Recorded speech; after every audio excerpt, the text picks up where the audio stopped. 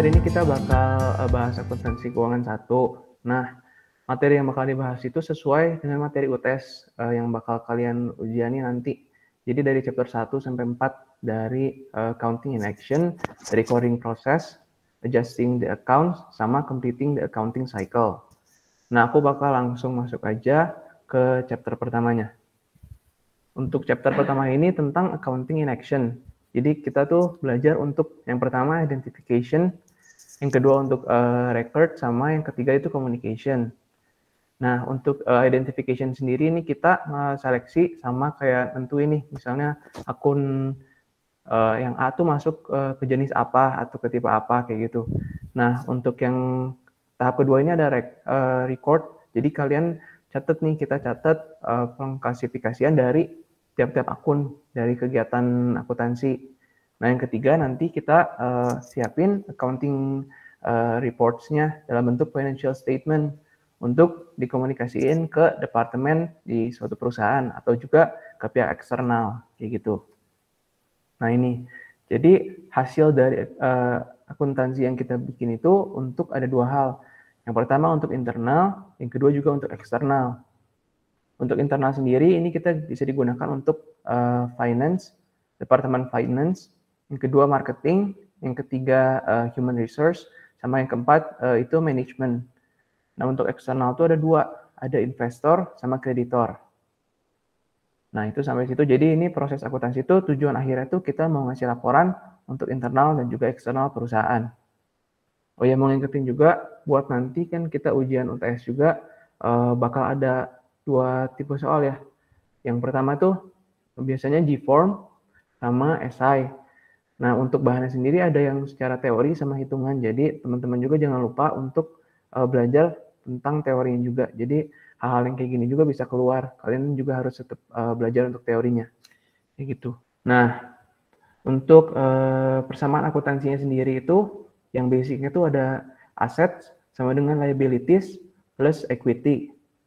Nah, aset ini tuh semua modal usaha yang kita punya. Kalau untuk liabilities itu kayak hutang-hutang gitu ke pihak luar dan juga equity. Nah, untuk equity sendiri ini itu isinya ada share capital ordinary sama retained earnings.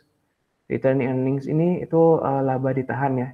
Dan hasil dari retained earnings ini itu dihasilin dari revenues, pendapatan yang kita dapat, dikurangi expenses, beban-beban dari perusahaan kita, sama dikurangi juga dari dividends.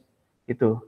Jadi untuk persamaan sederhananya itu dari aset sama dengan liabilities plus equity, dan untuk equity-nya sendiri ini ada perhitungannya sendiri. Kayak gitu. Mungkin ini teman-teman juga aku yakin udah pada bisa ya untuk persamaan akuntansi ini. Nah, selanjutnya ini ada financial statements. Jadi laporan-laporan yang tadi untuk dihasilkan untuk dikomunikasikan ke internal ataupun eksternal perusahaan. Yang pertama itu ada income statement. Yang kedua ada return earning statement. Yang ketiga ada SOFP atau Statement of Financial Position. Yang keempat ada Statement of Cash Position. Sama yang terakhir itu Comprehensive Income Statement. Nah, untuk income statement ini biasanya itu hasilnya yang untuk nyari income statement, untuk nyari net loss atau net profit gitu, net income dari suatu perusahaan. Kalau retain earning tadi untuk laba ditahan, untuk SOFP itu keadaan keuangan perusahaan untuk aset dan liabilities saat ini kayak gitu. Dan untuk ujian sendiri sih yang keluarnya sampai untuk UTS harusnya dari income statement, retain earning statement, sama SOFP. Aku next dulu ya. Kalau misalnya ada yang mau ditanya, boleh langsung di-cut aja teman-teman. Boleh resign juga. Nah, untuk accounting cycle-nya, ini pertama dari tahap yang identify and analyze transaction. Jadi kayak tahap tadi pertama di identification, dimana kita harus tahu nih kalau misalnya ada aktivitas untuk bayar hutang misalnya atau bayar gaji, itu termasuknya ke akun apa, kayak gitu. Nah, setelah kita identifikasi, nanti kita catat untuk si jurnal, catat journaling untuk aktivitas-aktivitas tersebut. Setelah dicatat, kita posting ke ledger. Nah, untuk ledger ini, itu tuh yang kayak T-account. Kalau misalnya, sebenarnya kan ledger itu ada dua tipe ya. Tapi kalau yang lebih mudah itu yang ada yang T-account, jadi yang kayak T gitu. untuk misalnya satu akun tentang cash. Misalnya ada debitnya ada berapa transaksi, kreditnya ada berapa transaksi, dan nanti ada hasil akhirnya berapa, kayak gitu. Setelah kalian posting ke Ledger, nanti hasilnya itu bakal dimasukin ke trial balance, tapi yang unadjusted. Jadi untuk laporan trial balance yang pertama kali, sebelum ada perubahan sama sekali. Kayak gitu. Nah, setelah dimasukin ke trial balance, nanti kita persiapin worksheet.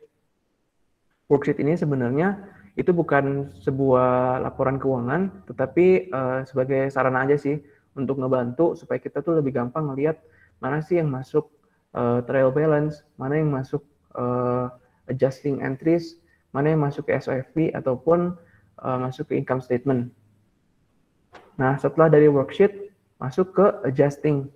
Adjusting itu jurnal penyesuaian. Jadi mungkin ada kalian bayar bunga atau kalian ada penyesuaian-penyesuaian aktivitas lainnya, itu nanti ada di proses adjusting. Setelah di-adjust, nanti bakal jadi angkanya dihitung ulang, jadi namanya adjusted trial balance. Nah, ini semua itu ada di worksheet ya. Itu kan berjejer, jadi supaya lebih gampang juga, makanya tadi pakai worksheet. Setelah hasil dari trial balance-nya yang udah di-adjust itu, nanti baru kita bisa masukin ke financial statement. Yang tadi yang ada 3, ada income statement, retained earning, sama SOFP. Setelah itu, karena biasanya, ini kan kita bikin laporan tuh di akhir periode suatu akuntansi, nanti akun-akun yang kayak misal revenue, dividen, kayak gitu, kita masukin ke closing entries, jurnal penutupan. Dan yang terakhir ada yang namanya post closing trial balance. Setelah udah beres satu periode akuntansi, nanti kita mulai lagi dari step 1. Kayak gitu. Kita lanjut dulu ke chapter 2. Jadi tadi chapter 1 udah sebenarnya masih teori-teori, cuman teman-teman juga harus udah mulai paham tentang teori-teori tentang konsep-konsepnya nih, cara untuk akuntansi keuangan 1 ini. Nah, yang kedua ini tahap recording prosesnya. Nah, ini dibantu tuh dengan adanya kayak gini nih. Jadi, kan tadi kita udah belajar nih, persamaan akuntansi itu ada aset, ada liabilities, sama equity. Nah, setiap akun-akun ini juga ada yang namanya normal balance. Normal balance itu apa sih? Jadi, kalau misalnya, gampangnya kita lihat di tabel ini. Kalau misalnya panahnya biru nih, berarti kalau itu tuh menunjukkan normal balance dari si aset. Jadi, misalnya kita lihat yang aset ya. Yang aset ini, si panah birunya tuh ada di debit. Berarti normal balance dari aset itu ada di debit. Artinya apa kalau misalnya ada di debit? Berarti kalau misalnya sampai ada aktivitas yang berkaitan dengan aset dan dia menambah, itu dia masuknya ke debit. Karena normal balance-nya itu ada di debit. Tapi kalau misalnya aktivitas yang berhubungan dengan aset, tapi dia berkurang, berarti kan dia ini yang merah. Nah, ini dia termasuknya bukan, maaf. Kalau misalnya dia berkurang, berarti dia bukan normal balance. Jadi dia nanti akan mengurangi dari hasil transaksi kalian, kayak gitu. Dan itu juga berlaku untuk liability sama equity-nya. Ini bisa dilihat kalau misalnya panah birunya itu menunjukin normal balance-nya. Jadi untuk liabilities dan equity, normal balance-nya itu ada di kredit. Nah, ini ada juga summary-nya. Jadi normal balance di debit itu cuma ada 3. Yang pertama ada aset, yang kedua ada dividen, dan yang ketiga expenses. Tapi ada kecualinya, yaitu ada accumulated depreciation atau akumulasi depresiasi. Karena ini kan sebenarnya dia termasuk di aset, tapi dia sifatnya itu kontra aset. Jadi kalau misalnya aset yang biasa akan menambah, tapi kalau misalnya ada accumulated depreciation, dia sifatnya akan mengurangi dari hasil keuangan kita. Oke, nah untuk journaling sendiri, ini bakal ada 3 jurnal yang bakal kita buat. Yang pertama itu ada general journal atau jurnal biasa. Yang kedua tuh ada ledger, yang tadi yang T-account. Dan yang terakhir tuh ada trial balance. Aku bakal langsung masuk ke contohnya. Nah, untuk jurnal-jurnal ini yang perlu diperhatiin itu tanggal, ada account titles-nya, ada ref. Ini ref tuh mungkin kalau misalnya sampai UTS, kayaknya kalian belum dipelajari. Cuman ini tuh biasanya ref tuh untuk nunjukin kalau nanti misalnya cash itu termasuknya di ledger nomor berapa gitu. Jadi untuk penomoran ada masuk ke ledger. Cuman kalau misalnya sampai UTS yang ref ini diantepin dulu nggak apa-apa. Dan yang kedua ini ada debit sama kredit. Ini perlu diperhatiin juga untuk kalau misalnya yang kredit itu penulisannya menjorok ya teman-teman. Jadi jangan sampai kalian nulisnya sama semua rata kiri semua, karena nanti juga lebih bingung dibacanya, nanti kalian bingung sendiri, terus nanti juga bisa di minus kayak gitu. Oke, ini untuk jurnal biasanya. Yang kedua ini tadi ada ledger. Untuk ledger yang biasa itu sebenarnya penghitungan pakai yang kanan ini nih. Ya, jadi dia menghitungannya per baris, kita jumlah akumulasiin ke balance. Tapi untuk lebih gampang, kita jadinya pakai di account. Jadi kita tinggal nulis debit kreditnya, nanti kita jumlah totalin di bawah, kayak gitu. Untuk trial balance, ini dari hasil dari ledger tadi, kita posting ke trial balance. Jadi contohnya, misalnya dari cash, hasilnya misalnya 9450, nanti kita posting ke trial balance, di debitnya berarti cash itu 9450. Dan berlaku selanjutnya, semuanya kayak gitu. Dari practice 2 strip 2. Ini kemarin aku udah cek juga nih, kalau kalian kan kebanyakan kelasnya bahasnya 2.3. Nah, kita bahas 2.2 supaya kalian juga nambah latihan. Boleh nih teman-teman mulai dibuka dari practice 2.2 dari cetak kalian. Oke, dari halaman 2 strip 40. Ini kita bahas dari tanggal pertama nih, dari kita baca soalnya dulu ya. Emily Stansbury ini merupakan perusahaan lisensi untuk dentis tuh kayak yang urusan dokter gigi gitu ya. Jadi dia mau bikin laporan keuangan di bulan Maret nih. Untuk instruksinya sendiri nih, kita ada pertama disuruh untuk ngejurnal, yang kedua untuk ledger account, sama yang ketiga untuk membuat trial balance. Untuk tanggal pertama ini April tanggal 1, dibilang invested 20.000 euro cash in her business in exchange for ordinary shares. Berarti ini dia tuh mau investasikan 20.000 euro ini untuk penanaman modal. Nah, untuk jurnalnya ini di debitnya kita cash karena kan kita dapat uang ya, ada yang nanam modal ke kita, jadi kita dapat uang nih. Dan untuk di akun kreditnya itu berupa share capital ordinary sebagai bentuk dari penanaman modalnya. Ini sejumlahnya 20.000. Kayak gitu. Oke, aman kali ya kalau untuk yang ini. Nah, selanjutnya ini ada hired a secretary receptionist at a salary of 700 euros per week payable monthly.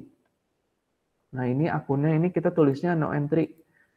Kenapa sih no entry? Coba ada yang bisa jelasin nggak teman-teman? Kenapa kira-kira yang ini itu no entry? Boleh Ray, udah unmute, silahkan. Karena nggak ada transaksi akuntansi pada hari itu. Kan dia baru nge-hire aja, nggak keluarin duit. Nah, betul, pintar. Oke, benar banget tadi kata Ray. Jadi karena di tanggal 1 April ini mereka cuman meng-hire atau mempekerjakan si resepsionis ini, tapi kita tuh belum melakukan pembayaran gaji. Jadi kan anggapnya kayak kita baru nge-hire orang di tanggal 1 Oktober, tapi kan kita bayar gajinya nanti bakal di akhir kayak gitu. Jadi si akun ini tuh termasuk no entry. Selanjutnya kita bahas untuk tanggal 2 April. Paid office rent for the month, jumlahnya itu 1.100 euros. Ini akunnya rent expenses atau Indonesia ini untuk bayar sewa tempat. Dan ini kan karena udah paid itu artinya sudah dibayar ya. Sudah dibayar dan nggak ada keterangan ini secara account atau secara apapun. Jadi ini pasti termasuknya langsung cash. Makanya kreditnya cash 1.100 dan debitnya ini ada rent expenses sebanyak 1.100. Oke, lanjut ke tanggal 3 April. Ini ada purchase dental supplies on account from Dental Company sebanyak 4.000 euros. Nah, ini berarti artinya kalau di Indonesia ini kita membeli barang-barang nih atau supplies on account ke si Dental Company sebanyak 4.000. Berarti karena tadi yang pertama ini untuk debitnya kan kita membeli barang-barang, berarti supplies. Itu di debitnya berarti kita masukin account supplies karena kita beli, Dan karena ini kita membelinya secara on account atau secara hutang ke orang, jadi kita nulisnya account payable. Gitu. Jadi perbedaan antara 2 sama 3 April itu kita membayarnya ada yang secara cash, ada yang secara terhutang. Untuk tanggal 10 April. 10 April ini kita perform dental services and build insurance companies sebanyak 5.100. Berarti ini artinya apa? Kita tuh perform atau kita melakukan ya pekerjaan kita ke si insurance companies ini nih. Dan kita itu kita build itu artinya kita ngebuka piutang kepada orang. Jadi kita ngelakuin service, tetapi orang tuh hutang kepada kita. Nah itu namanya piutang. Piutang itu bahasa Inggrisnya account receivable. Sebanyak 5.100. Begitu. Oke. Selanjutnya tanggal 11, received 1,000 of euros cash advance from Leah Mataruka for an implant. Jadi Indonesia ini kita mendapat 100 uang, 1.000 euro di muka untuk pekerjaan kita, untuk implan ke si Leah Mataruka ini. Nah, ini tuh agak berbeda nih dari tanggal 10 April. Coba ada yang bisa jelasin nggak sih bedanya antara tanggal 10 April sama 11 April kira-kira apa ya? Saya, Kak. Boleh. Kalau yang tanggal 11 berarti dia udah menerima uangnya tapi dia belum ngelakuin servis. Tapi kalau yang tanggal 10 dia udah ngelakuin servis tapi belum dibayar. Betul. Oke, thank you tadi. Siapakah itu? Rafaela. Thank you Rafaela, benar banget teman-teman. Jadi untuk perbedaan ini, untuk tanggal 10 tuh kita kita ngelakuin dulu nih, dan kita menerima uang itu secara piutang. Tapi untuk tanggal 11 justru kebalikannya. Kita dapat uangnya dulu, tapi kita belum melakukan servisnya. Jadi itu dicatatnya sebagai unearned service revenue. Kayak gitu. Dan untuk misalnya ujian-ujian nanti, kalian juga harus bisa ya baca clue-cluenya nih. Kan kayak misalnya tanggal 11 ini ditulisnya itu ada cash advance. Berarti uang di muka kayak gitu. Nah, nanti kalian harus bisa beda-beda ini mana yang servis duluan, bayaran nanti, ada yang dibayar duluan, servisnya nanti. Nah, kalian harus pinter-pinter untuk cari clue-nya kayak gitu. Oke, next kita bahas untuk tanggal 20 April.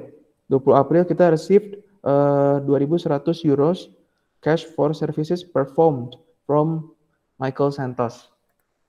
Nah, ini kalau 20 April ini kejadiannya pas kita servis, kejadiannya sama juga dengan pas kita nerima uang. Jadi yang biasa ini mah. Jadi kita orang bayar, kita langsung servis. Nah, ini masuknya karena kita lakuin servis, kita mendapatkan pendapatan dalam bentuk cash.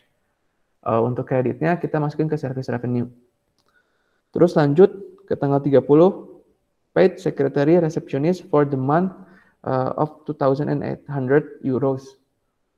Ini tadi si sekretari yang kita hired di tanggal 1 April, kita bayar akhirnya di akhir bulan.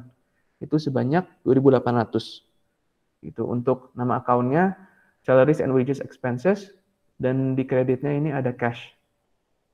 Tanggal 30 April, paid 2.400 euros to Dazzle for accounts payable due. Nah, tadi kita lihat berarti kan ini dibilang bahwa kita ngebayar nih account payable kepada Dazzle.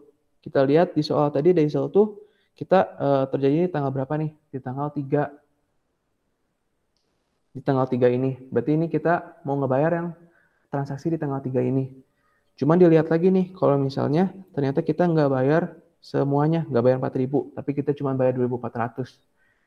Kayak gitu. Jadi kita masukin sejumlah total yang kita bayarkan itu sebanyak 2.400.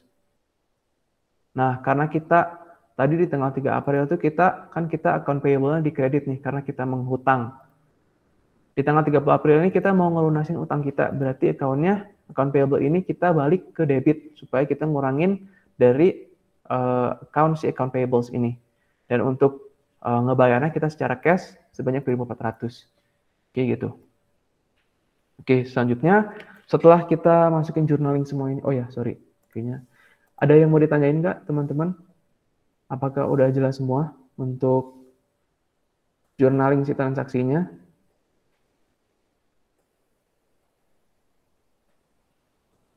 Oke, aman. Ini udah pintar-pintar semua guys. Pasti bisa sih harusnya ya. Kalau misalnya ada yang bingung, langsung boleh chat aja kalau misalnya nggak berani atau resign. Oke, kita lanjut untuk bikin si ledgernya dalam bentuk di account. Ledger ini kita tadi masukin semua account-account yang udah kita jurnal nih. Jadi misalnya ada cash sebanyak 20.000, nanti kita pindahin bikin ledger untuk account cash. Jadi misalnya ini pertama kita masukin cash yang sorry. Ini kita lakuinnya secara urut sesuai tanggal ya teman-teman. Jadi supaya nggak bingung juga, kita masukin semua account cash yang ada di aktivitas journaling kita. Jadi ini ada cash di tanggal 1 April, kita masukin nih di debit, berarti kan sebanyak 20.000. Terus ada lagi nih di tanggal 2 April, kredit sebanyak 1.100. Nah kita masukin juga. Nah setelah kita masukin semua, nanti kita jumlahin hasilnya, dan bakal keluar nih total jumlah dari account si cash. Nah ini untuk cek kalian udah benar atau belum sih dari si total kalian ini, bisa dilihat dari normal balance-nya. Normal balance itu yang tadi aku udah jelasin, dari yang ada panah-panah biru atau panah-panah merah. Jadi kalau misalnya cash kan ini termasuk aset ya. Dan untuk aset sendiri, itu panah birunya itu ada di debit teman-teman. Jadi kalau misalnya di debit, itu normal balance dari aset, dan cash ini termasuk aset, itu ada di debit. Makanya si hasil akhir dari ledger ini, itu harus ada di debit. Kayak gitu. Jadi pertama kalian harus benar masukin semua data yang udah kalian jurnal. Kedua, kalian harus jumlahin dari account debit itu berapa jumlahnya, dari kredit berapa jumlahnya, nanti ditotalin dan hasilnya itu harus sesuai dengan normal balance masing-masing account. Jadi cash itu termasuk aset, harus ada di debit, dan expenses harus ada di debit juga, supplies ada di debit, dan seterusnya. Contoh lainnya kalau misalnya ada di kredit itu kayak service revenue. Kayak gitu. Jadi kalian harus cek juga nih udah benar atau belum udah di debit atau kredit.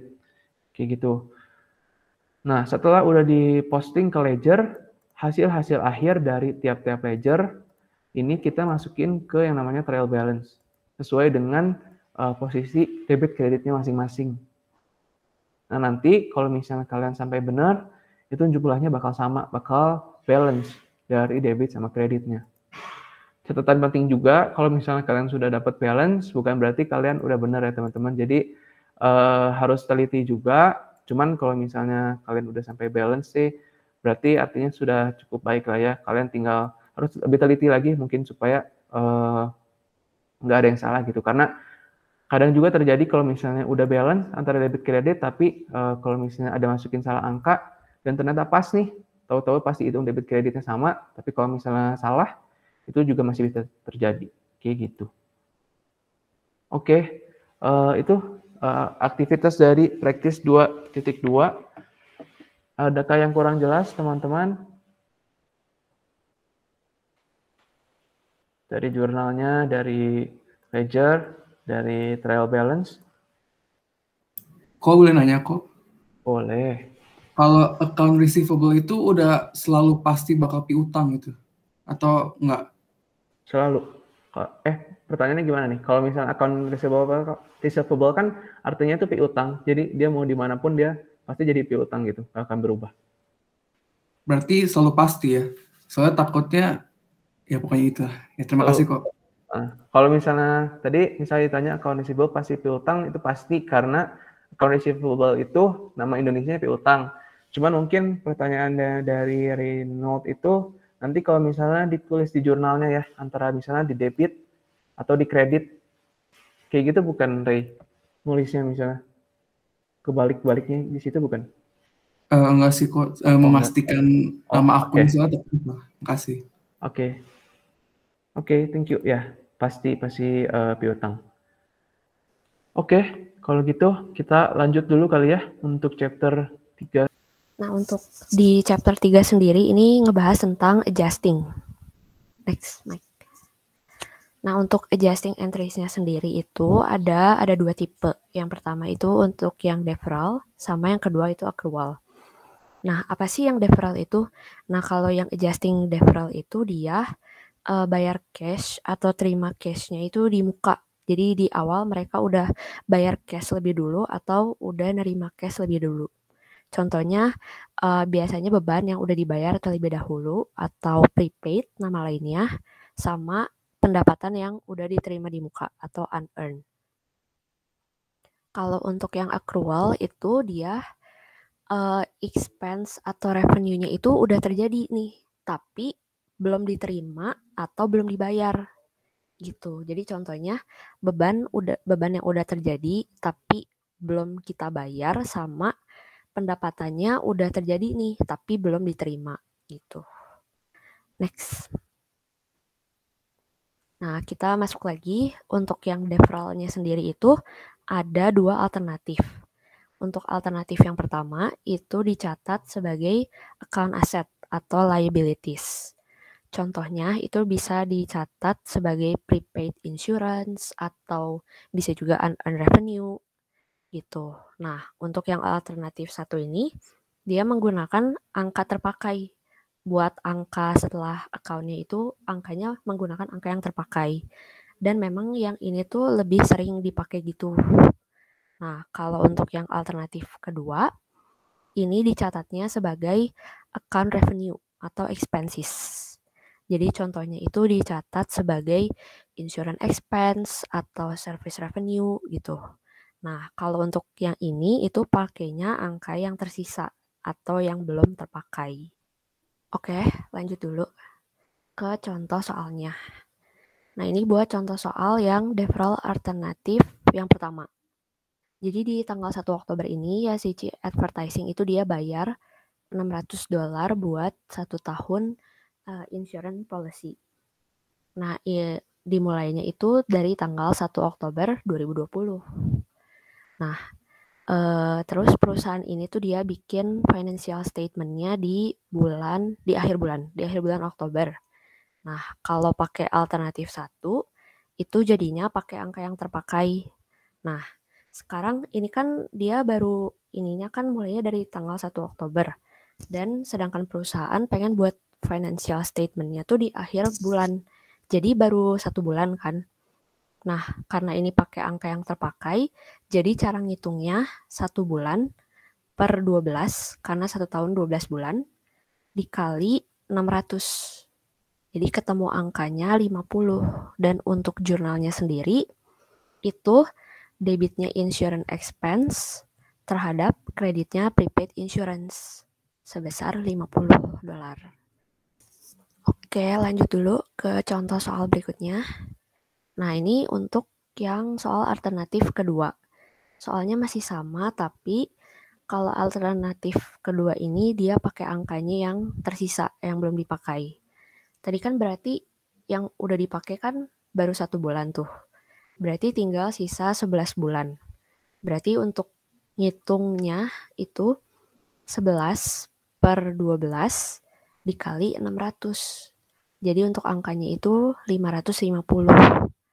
Sedangkan kalau buat jurnalnya tinggal dibalik aja. Tadi kan insurance expense di debit sama kreditnya prepaid insurance. Nah, sekarang dibalik.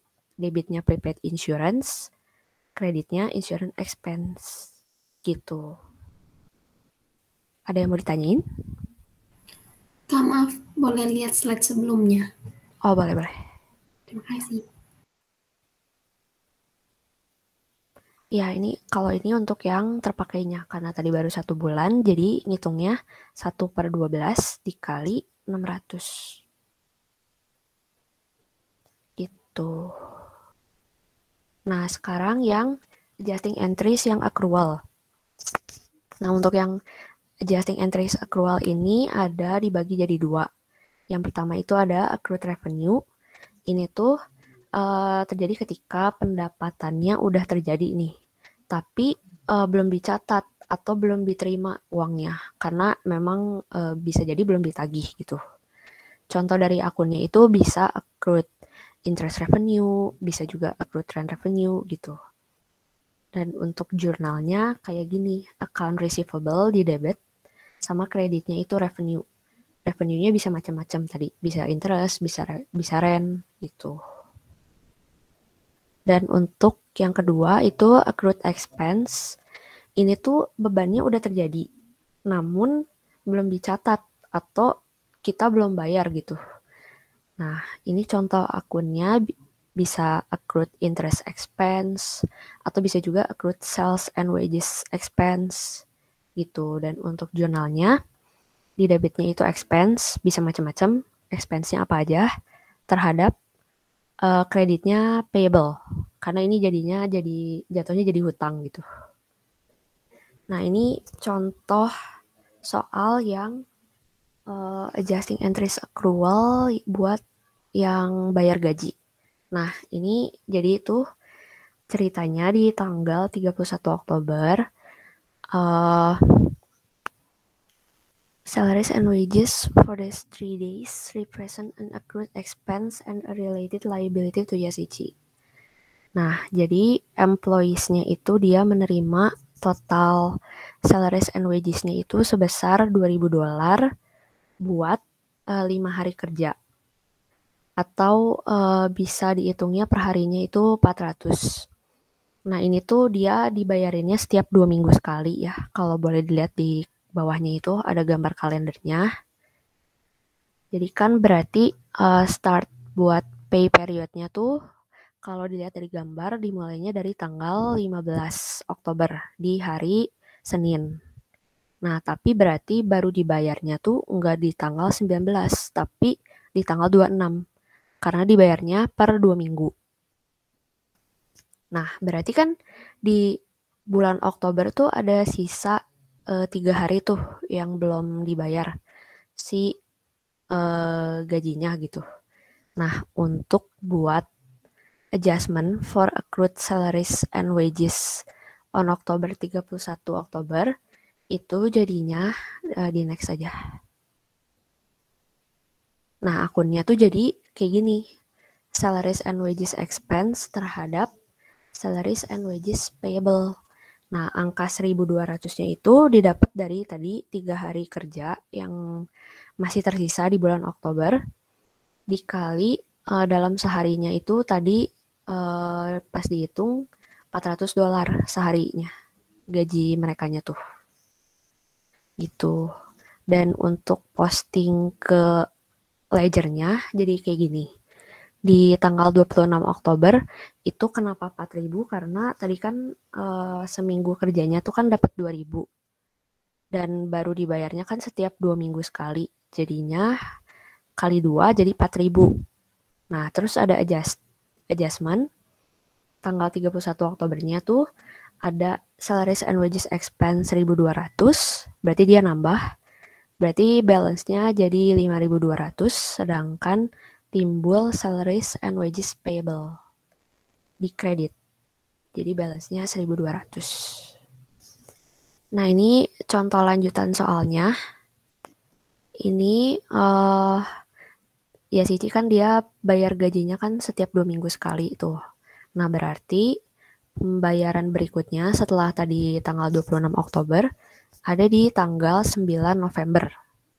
Nah, berarti kan tadi sisa yang tadi kan berarti ada salaries and wages payable-nya kan sebesar 1.200 tuh sampai yang tanggal 31 Oktober. Nah, tapi ada ditambah sama 2.800 salaries and wages expense. Ngitungnya itu dari 7 hari kerja. Tadi kan berarti dari 29, 30, 31, 1, 2. Nah, tanggal 3 sama 4-nya itu nggak dihitung.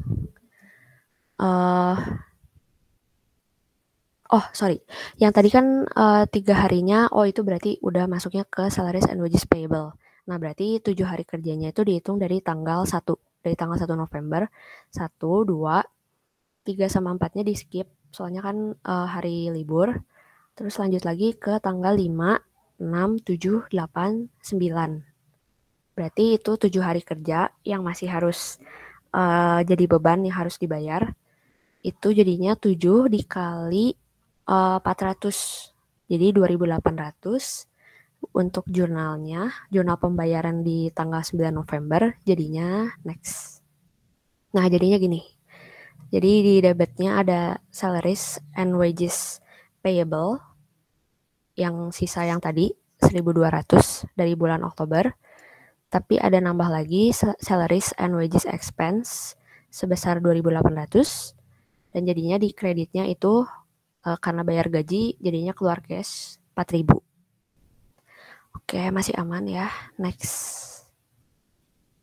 Nah, sekarang masuk ke chapter yang keempat. Ini tuh completing the accounting cycle. Nah, tadi jadi itu setelah buat selesai nih, udah dari buat neracanya, buat ledger, terus dimasukin ke worksheet. Nah, abis dari ini tuh tahapan berikutnya buat laporan keuangan. Nah, jadi setelah tadi worksheet, itu kita masuk ke financial statement. Di financial statement atau laporan keuangan, kita ada bikin yang namanya income statement, terus ada retained earning statement, sama statement of financial position. Di next aja. Nah, ini untuk income statement. Jadi isi dari income statement itu isinya revenue sama expenses. Nanti setelah dimasukin revenue-nya berapa, terus di list expensesnya ada berapa aja, terus diselisihin nanti ketemu kalau laba jadinya net income, kalau rugi jadinya net loss. Gitu. Di next. Nah, selanjutnya setelah tadi buat income statement masuk ke retained earning statement. Nah, kalau ini tuh cara ngitungnya retained earning di awal periode berapa gitu dari soal, terus ditambahin sama net income dari yang tadi income statement, dikurangin sama dividen. Kalau di soalnya ada dividen, tinggal dikurangin aja, tapi kalau misalnya nggak ada, dikosongin aja, di nolin. Nah, udah gitu ketemu retained earning akhir periodenya berapa gitu. Di next. Dan yang terakhir itu buat statement of financial position. Kalau untuk yang ini tuh isinya selain dari yang tadi revenue sama expense. Jadi isinya cuma aset sama liabilities dan equity. Ini kalian tinggal salin aja dari worksheet-nya. Teliti juga gitu. Jangan sampai yang revenue sama expense-nya ikut masukin gitu ke sini. Dan yang terakhir, jumlah aset itu harus sama kayak jumlah equity sama liability-nya. Next. Nah, setelah itu ada buat yang namanya closing entries. Nah, closing entries itu kita buat nutup akun-akun yang sifatnya sementara. Yang kayak tadi akun-akun revenue, expense, terus kita juga ada nutup net income atau net loss-nya, sama kita ada nutup dividen. Untuk nutup revenue itu ke income summary, expenses-nya juga sama, nutup income summary-nya ke retained earning, sama nutup dividen ke retained earning. Next. Nah, ini kalau untuk yang service revenue, tadinya kan kalau di worksheet tuh dia kedudukannya di kredit tuh. Nah, kalau di closing entries itu jadi kebalik. Jadi mau ditutup kan, jadi dipindahin ke debit service revenue-nya. Kreditnya itu income summary. Gitu. Buat angkanya sendiri, ambil dari angka service revenue-nya berapa. Gitu. Kalau untuk nutup expenses-nya, tadinya kan adanya di debit tuh, kalau expenses. Berarti kalau mau ditutup, harus dimasukin ke kredit. Debitnya income summary. Gitu. Nah, untuk angka income summary-nya itu sama aja kayak penjumlahan dari expenses-nya tuh apa aja. Setelah di list, taruh angkanya di income summary-nya. Gitu. Kalau untuk nutup net income atau net loss, kalau net income itu jadinya income summary terhadap retained earning. Tapi kalau net loss jadinya retained earning terhadap income summary. Buat angkanya dilihat aja dari net income atau net loss-nya berapa. Terus yang terakhir itu nutup dividen. Dividen kan kalau di worksheet itu di debit, berarti ditutupnya harus ke kredit. Jadinya retained earning terhadap dividen. Angkanya itu senilai angka dividennya. Mau nanya Kak, kalau misalnya itu income summary itu ada normal balance-nya di mana gitu nggak sama retained earning untuk di closing entries ini? Kalau normal balance-nya ya, sebenarnya bukan lebih ke apa ya, bukan ada normal balance-nya sih. Kalau misalkan net income berarti income summary ke retained earning. Tapi kalau misalkan net loss itu retained earning terhadap income summary. Jadi nggak ada patokan kayak akun, kayak misalnya cash itu normalnya di debit. Kalau revenue itu di kredit, enggak sih, lebih ke kayak ininya aja. Nggak ada normal balance-nya di mana gitu. Ini buat patokan buat nutupnya tuh gini gitu. Oke Kak, makasih. Iya, sama-sama. Nah, setelah tadi buat laporan keuangan, masuk ke post closing trial balance. Nah, di sini tuh isinya cuma akun permanen aja. Jadi isinya tuh cuma aset, liabilities, sama equity. Ini tinggal masukin lagi aja dari worksheet-nya gitu. Nanti ada di contoh latihan soal, bisa dilihat. Next. Yang terakhir ada correcting entries. Jadi ini tuh ada 2 cara buat bikin jurnal koreksi. Itu yang pertama bisa reverse atau balik dulu jurnal yang salahnya. Setelah dibalik, itu lalu buat jurnal yang benernya tuh gimana. Atau bisa juga langsung ke cara yang 2 tuh langsung buat jurnal koreksinya. Kalau dulu aku tuh lebih prefer ke cara yang kedua ini sih, soalnya aku lebih enaknya pakai cara yang kedua ini gitu. Tapi bebas kalian mau pakai cara yang mana juga bisa. Ini ada contoh soal a payment of salaries and wages expense sebesar $700. Nah, dia tuh nyatetnya ke equipment di debit sama kreditnya cash. Dua-duanya angkanya 700. Nah, berarti ini jurnalnya salah kan? Karena dia equipment terhadap cash sebesar 700. Harusnya yang benernya itu di debitnya timbul salaries and wages expense terhadap cash. Untuk angkanya tetap masih sama. Berarti untuk jurnal correctingnya itu di debitnya salaries and wages expense karena itu yang benernya sebesar 700. Nah, yang tadinya kan yang salahnya tuh equipment kan. Nah, berarti kita harus hapus. Berarti kita pindahin ke kredit gitu. Kreditnya equipment sebesar 700 gitu. Nah, sekarang buat latihan chapter 3 sama 4 itu dari ACR 4.3. Kalian bisa buka di buku cetaknya, itu halaman 4 strip 53. Ini di soal ACR 4.3 tuh udah dikasih data neraca dari BNB Repair Service.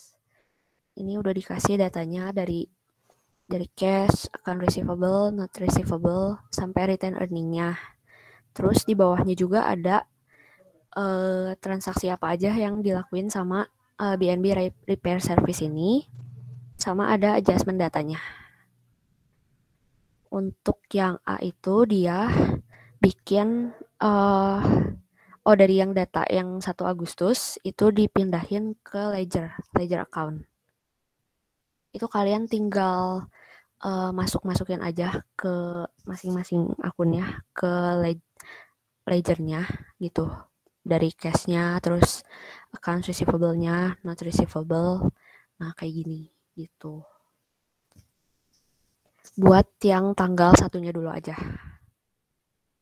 Setelah udah dimasukin, lanjut ke bikin jurnal selama Agustusnya.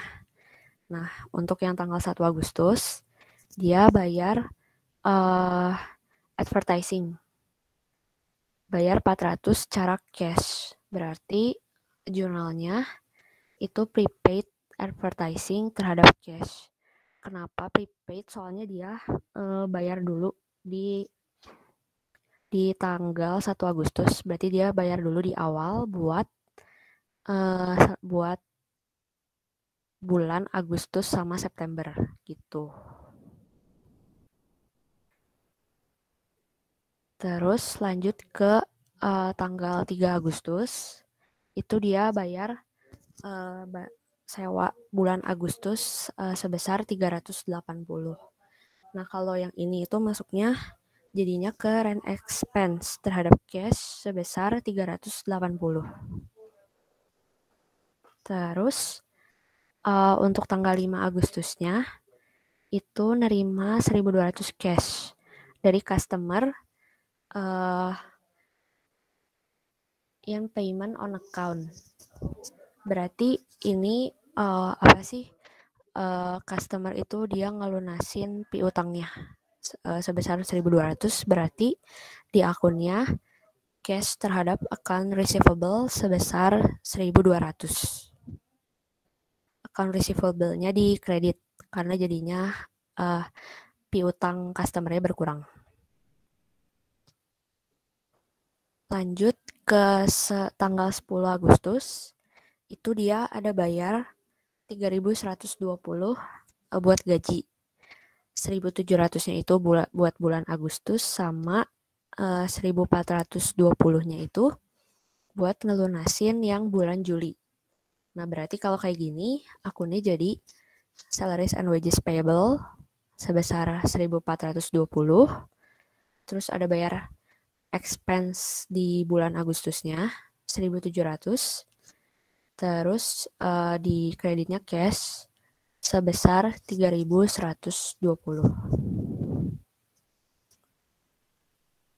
Lanjut ke tanggal 12 Agustus, dia nerima 2.800 cash for service performed in August.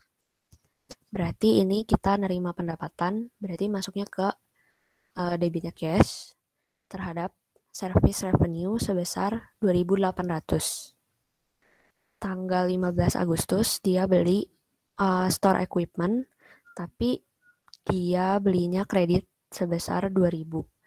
Berarti di debitnya itu equipment, kreditnya muncul account payable sebesar 2.000.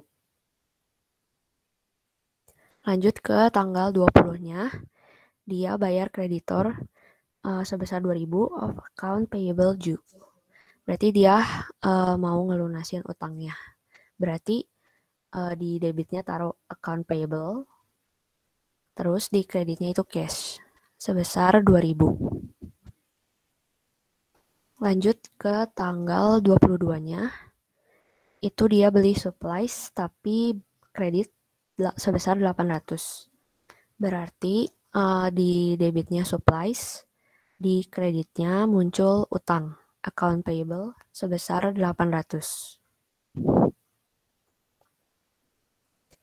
Lanjut ke tanggal 25-nya, dia bayar 2.900 cash buat bayar gaji.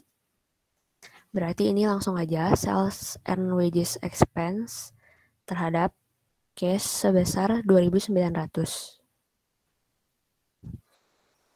Lanjut ke tanggal 27-nya, itu dia build customer sebesar 3.760 for service perform. Jadi ini dicatatnya tuh jadi account receivable karena baru nagih dia. Jadi muncul piutang 3.760 terhadap service revenue sebesar 3.760.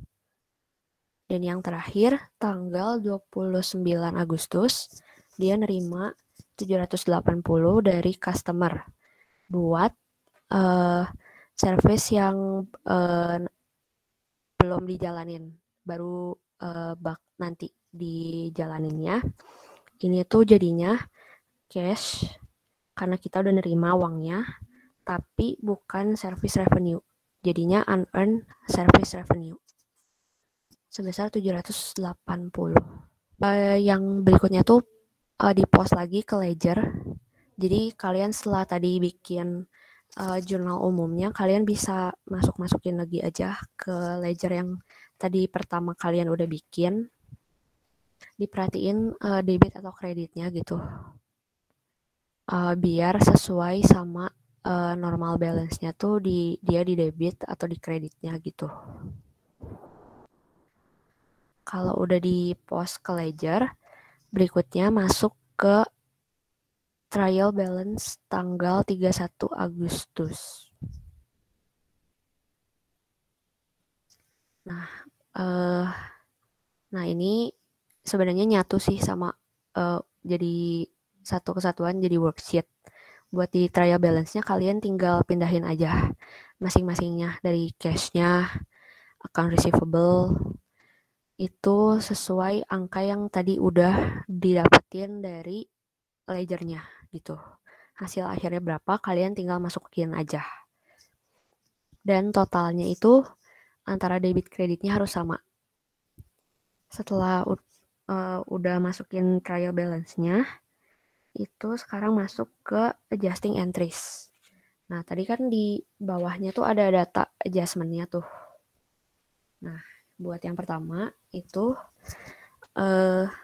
ada supplies on hand sebesar 960. Nah, berarti supplies on hand itu supplies yang tersisanya tuh sebesar 960. Nah, berarti kalian harus cari yang terpakainya tuh berapa. Jadi buat akunnya kan supplies expense di debit terhadap supplies. Nah, untuk angkanya 870 itu didapatnya dari ledgernya itu supplies-nya kan terakhir ada di jadi ini tuh gabungin juga sama data yang tadi ada di soalnya juga. Jadi nggak cuma lihat dari ledgernya aja, digabung sama yang dari soalnya juga gitu. Tadi kan dari yang trial balance-nya kan supplies-nya tuh di debitnya 1830. Nah, itu angka 1830-nya dikurangin sama 960. Jadi ketemu 870. Gitu. Lanjut buat adjustment berikutnya.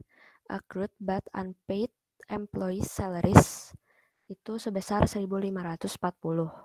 Berarti ini langsung aja salaries and wages expense terhadap salaries and wages payable sebesar 1.540. Lanjut ke yang berikutnya itu ada depresiasi buat equipment-nya buat bulan Agustus itu sebesar 320. Jadi langsung masukin aja di debitnya depreciation expense equipment terhadap accumulated depreciation equipment sebesar 320.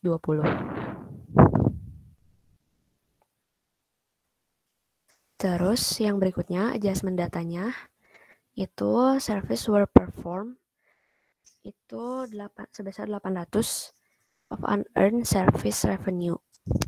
Berarti ini di debitnya unearned service revenue terhadap service revenue sebesar 800. Gitu. Terus kalau yang berikutnya advertising service dari 1 bulannya tuh udah diterima. Berarti ini tuh advertising expense di debit terhadap prepaid advertising. Ini sebesar 200.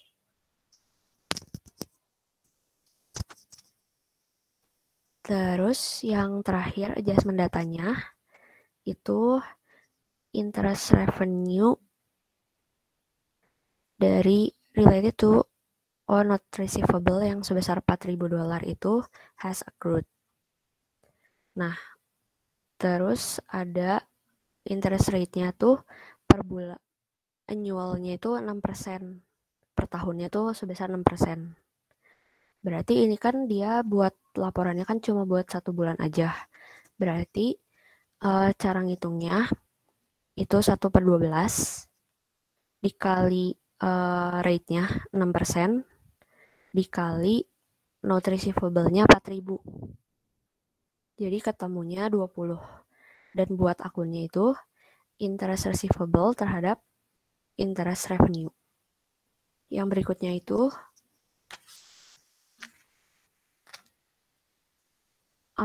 prepare income statement. Sebelum buat ke laporan keuangannya, kalian masukin dulu, pindahin ke worksheet-nya. Tadi setelah bikin trial balance dan udah dapet data adjustment-nya juga, kalian tinggal masukin aja. Terus bikin, sama dari yang tadi kan dari trial balance kan akunnya baru sampai rent expense. Nah, kalau ada yang dari adjustment yang belum ada sebelumnya itu bisa ditambahin aja di bawahnya gitu, tambahan akunnya apa aja. Setelah masukin data adjustment-nya, kalian bikin adjusted trial balance buat data yang dari trial balance setelah adjustment tuh jadinya berapa gitu. Kayak misalkan tadinya supplies itu di debit 1.830, tapi karena ada kredit 870, jadi adjusted trial balance-nya tuh jadi 960 gitu. Terus setelah itu masuk ke income statement, itu dari isinya kan cuma yang service revenue, semua yang revenue sama semua expense. Isinya tuh income statement cuma itu aja. Sisanya masuk ke SOFP. Nah, jadi ntar tuh selisih antara debit kredit di income statement sama selisih antara debit kredit SOFP itu harus sama selisihnya. Gitu. Nah, buat di tabel income statement-nya sendiri, yang sebelahnya, itu, nah ini buat perhitungan lebih ininya. Jadi kalian masukin revenue-nya tuh ada apa aja. Kebetulan di sini ada 2, service revenue sama interest. Ditotalin, terus expense-nya di list apa aja, ditotalin. Ternyata expense-nya lebih besar, berarti jadinya net loss. Ada net loss sebesar 530. Terus berikutnya lanjut ke retained earning statement. Nah, ini tuh tadi cara ngitungnya. Retained earning di awal Agustus berapa? Ada di soal, dikasih tahu. Terus tadi ditambahin sama net loss-nya. Dikurangi 530. Terus kebetulan di soal ini nggak ada dividen.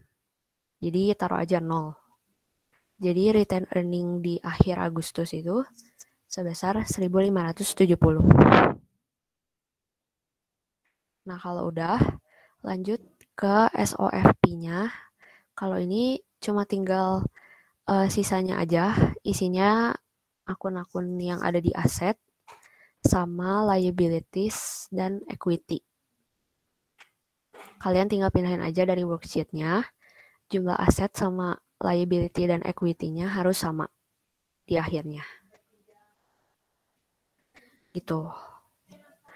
Nah, setelah itu buat post closing entry sama bikin closing entry-nya.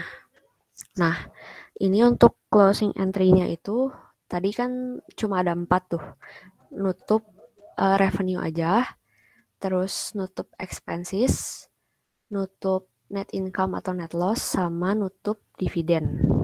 Nah, karena nggak ada dividen, jadi kita di sini cuma ada 3 aja.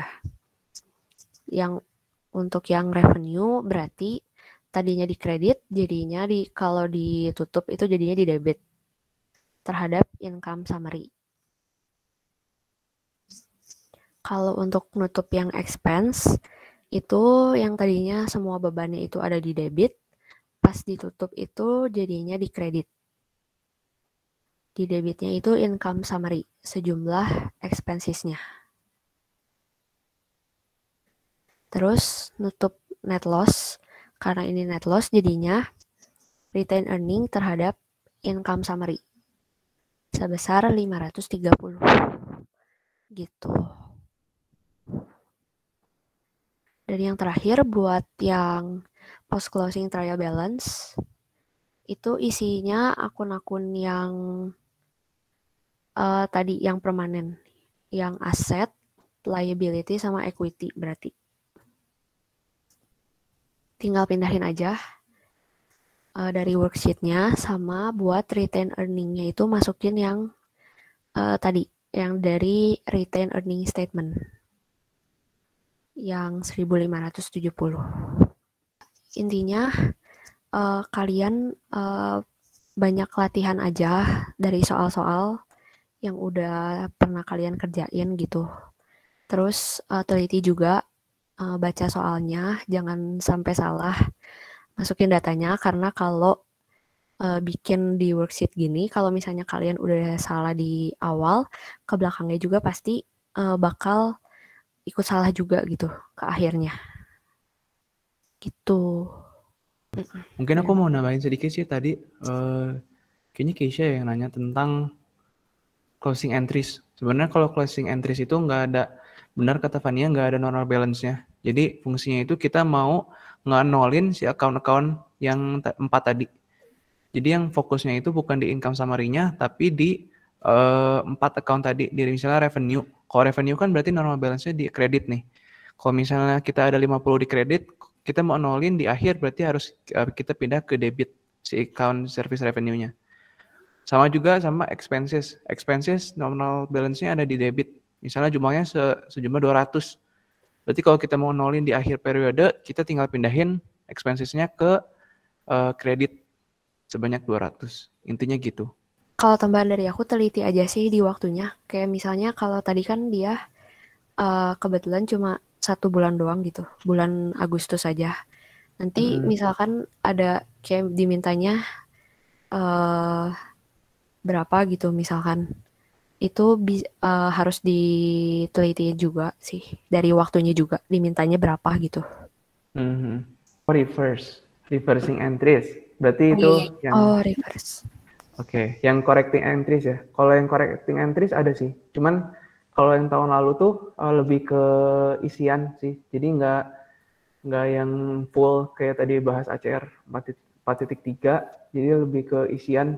Misalnya koreksi dikasih satu soal, nanti correcting entries dari akun ini tuh apa, kayak gitu. Cuman nggak tahu juga ya. Kalau misalnya nanti kalian sampai soalnya kayak ACR 4.3 full semua, gitu. Cuman kalau ditanya ada. Ya, amin. Mau tanya aja nih, yang dong. di closing entries, post closing entries ya, yang terakhir itu. Post closing trial balance. Yang ditutup kan tadi ada yang akun-akun nggak ini kan, akun-akun yang nggak apa sih namanya? Nggak tetap. Nah tadi tuh aku lihat ada income summary itu dapat dari mana? Atau emang angka cuman ngetutup doang? Bentar. Yang closing kan ya. Kalau sebenarnya income summary itu kalau kalian di closing entries jangan fokusnya ke income summary. Jadi income summary itu cuman ngejumlahin. Aku kasih contoh deh ya. Oke.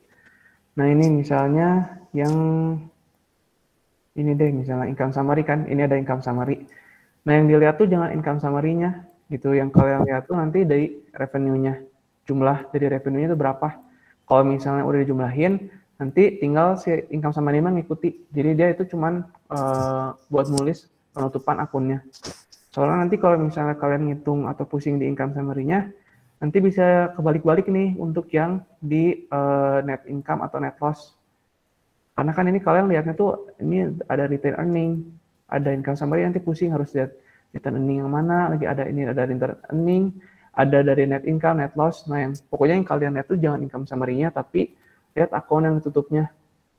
Ada 4 tadi, ada revenue, expenses, net income atau net loss, sama dividen. ya, betul. Menjawab. Oh, jadi itu kayak cuman pelengkap doang gitu ya? Nah, cuman akun untuk pelengkap, untuk menutup akun-akun yang nggak ini ya, nggak tetap ya? Betul.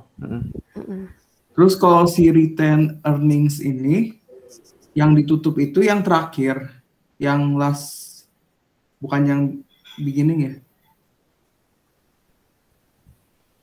Fania boleh? Ini maksudnya angkanya gitu? Atau Ya, angka yang ditutup si retain earnings kan ditutup sama income summary itu yang di bawah. Nah, itu tuh Ci dapat dari si retain earning statement atau dari awalnya itu dipakainya? Soalnya masih rada bingung sih. Kalau untuk yang ini tuh, yang retain earning terhadap income summary atau sebaliknya, itu tuh buat nutup net income atau net loss-nya. Jadi lihatnya dari income statement. Itu kan tadi di income statement kan dia ada net loss tuh. Net loss-nya sebesar 530. Nah, berarti kalau untuk net loss tadi jurnalnya tuh jadi yang kayak yang bawah itu, retain earning terhadap income summary sebesar net loss-nya gitu. Jadi retain earnings yang di sini bukan dari yang retain earning statement ya, Ci? Iya, bukan. Itu bukan dari yang retain earning statement, tapi dilihat dari net income atau net loss-nya. Selalu seperti itu atau pada kasus tertentu aja, Ci? Selalu gitu sih. Selalu dilihatnya dari net income atau net loss-nya. Gitu. Paling kalau net income jurnalnya dibalik, jadi income summary terhadap retain earning. Kalau net loss, retain earning terhadap income summary gitu. Tapi kalau untuk angkanya selalu dari income statement. Seperti itu. Terima kasih, Ci. Iya, sama-sama. Oke, nambahin dikit, lanjutin dari Fania. Kalau misalnya ditanya retain earning tadi dari Ray, benar yang ini net loss atau net income. Cuman nanti hati-hatinya ke SOFP. Karena SOFP kan nanti ini ada retain earning ya. Retain earning-nya nanti kalian masukinnya itu dari hasil akhir retain earning periode yang kalian lagi bikin nih. Jadi jangan sampai kalian masukin retain earning yang di awal periode 2021 ini. Karena kadang masih ada orang yang masukinnya dari awal periode nih, bukan yang di akhir periode setelah dihitung. Gitu. Itu nambahin aja tadi tentang retain earning. Bener banget. Yang SOFP itu retain earning-nya dari yang retain earning statement. Oke, udah jelas semua teman-teman? Udah clear ya? Oke, thank you. Semoga sukses ya UTS-nya. Makasih ya semuanya.